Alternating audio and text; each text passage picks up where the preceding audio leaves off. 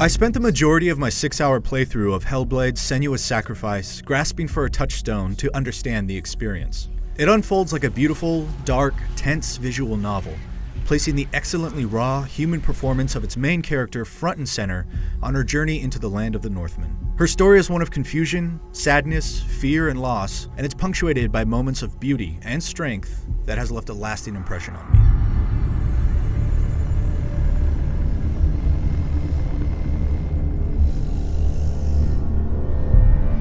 But as impressive as its story is, developer Ninja Theory's smart design reinforces the sensory nature of the harrowing tale through subtle and intuitive mechanics. Its vivid and liberal use of audio and visual distortion and trickery to convey the frightening effects of psychosis, hallucinations, and delusion are married with the gameplay elements for an experience that rarely ever grapples over whether it's a game or a story. For example, there's no HUD in Hellblade, yet a chorus of voices shout panicked advice at Senua and tear her down. Finish this! Don't let them surround you! Don't let them get behind you. There's no combat tutorial, there's no objective marker or minimap. Hellblade is a game that you're not supposed to trust because what you see or hear or feel is rarely truthful.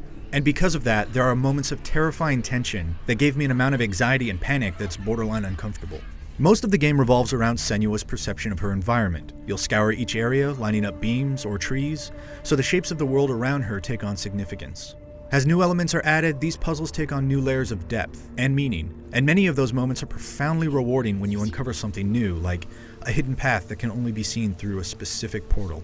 Surprisingly, combat in Hellblade is more of a palate cleanser than a core element. It punctuates a story with wave-based enemies that block progress until defeated.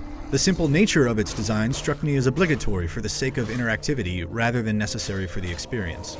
But depth in combat eventually reveals itself near the end of the journey when enemy variety and difficulty spike. And yet, like most of Hellblade, combat is still a tense experience, knowing that dying too many times, in or out of combat, will cause your save to be deleted and you'll be forced to start from the beginning. For real. All of her suffering will have been for nothing. It's just a matter of time. Hellblade is a masterclass of atmosphere, storytelling, and the marriage of mechanical and conceptual design.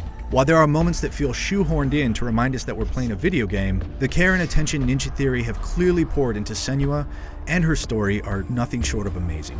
This is a game everyone should play, and I'm thankful for the opportunity to have lived inside the mind of Senua, however briefly.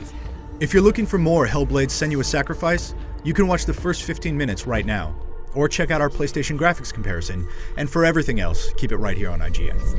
It's coming.